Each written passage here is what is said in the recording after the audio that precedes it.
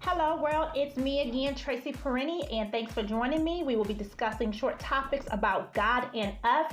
If you want to know more about me, tap that link, hit the About section, and let's get straight to it. Welcome to Series 3. We made it another week. Forgiveness, is it even possible? What is this thing called forgiveness? This is a question that governs our lifestyle every day, all over the globe. When we hold on to hidden or exposed hurt, we are emotionally and mentally paralyzed, and our relationships with others become damaged and we suffer. Now, before I go any further, please take heed to what I'm about to say. Forgiveness does not mean be vulnerable. It does not mean to be anyone's doormat.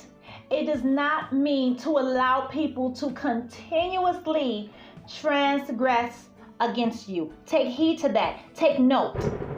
Forgiveness is a recommended weapon to overcome any form of trauma or stumbling block. When life hits us hard, grabs us by the reins, there is nothing as effective as forgiveness. It will heal our deepest wounds that surely bled heavy at some point. Still, how can you forgive someone after everything that they have done to you?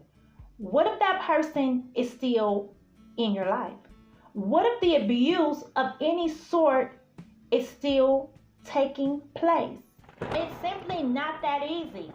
As a mental health counselor, we're constantly telling people you have to forgive, as well as a minister too. But as a survivor and a victim and someone who has opposed confusion and pain on others, I understand the significance of forgiveness. It's simply hard to do. How can someone forgive another after being sexually abused, kicked down, talked about, taken advantage of, lied to, cheated on, disrespected, and loudly fooled? Rather, it's your lover, parent, friend, child, or foe. Imagine trying to convince someone and their child has been kidnapped, abducted, murdered, found with their heads chopped off, cut up in small, tiny fragments in the garbage can, left for dead with 1, 2, 3, 4, 5, 6 bullets in their head. Imagine trying to convince someone to forgive the perpetrator who did that to their child. That's where I come from. That's what I see in my business every single day. And that is why I am speaking about forgiveness today. No, it's not fair. It's not desirable. You might feel weak, as if you are offering allowance, as if you are preparing the table in the presence of your enemies. Let me grab your attention, not as a minister, but as a mental health counselor and a survivor. Forgiveness can and will often lead to feelings of understanding, empathy, and deep-rooted compassion for the one who has hurt you or your loved one. This is where the rubber meets the road. Forgiveness doesn't mean forgetting or excusing the evil, bad, or wrongdoing to you, or making up with that person or persons, trusting or even befriending them.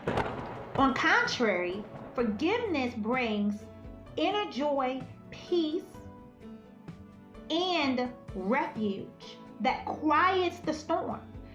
It will help you go on with life, an abundant life on top of that. I was touched by some heinous acts in life as well. The book is coming out, so be ready for it. I am speaking to someone today. Hear me out clearly. Nobody can tell your story like you can. Your voice is your path to emotional clearance. Through my counseling firm, I interview suspects, convicted killers, abductors, rapists, and victims. I found a way to bring awareness and fight back. I learned that through forgiveness, I am entitled to my peace, my perspective, my opinion, and what is rightfully mine. See, Satan will try to steal what God has for you, and you cannot allow anyone to take your voice. You have to channel your pain by turning it into a purpose. I did the exact same thing.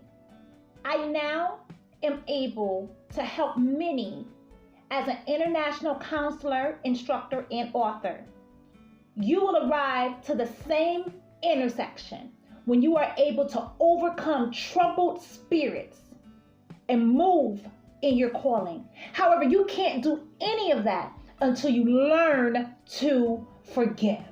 What does Jesus say about our pain, hurt, and forgiveness? Let's go ahead and grab our Bibles. Matthew 5, verses 43 and 46. Again, I am reading out of the King James Version. However, always feel free to use any translation that suits you. Ye have heard that it have been said, thou shalt love thy neighbor and hate thy enemy. But I say unto you, love your enemies, bless them that curse you, and do good to them that hate you, and pray for them which despitefully use you and persecute you. Woo! I tell you what, this scripture has made me mad more than one time. I love Jesus. Jesus is my best friend. But I used to be like pissed off when I read this scripture. How in the world did God expect me to love somebody that hurt my children or hurt myself? Like, are you kidding me? And other people felt the same way about me if I had stole from them. Back in the day, I was a thief.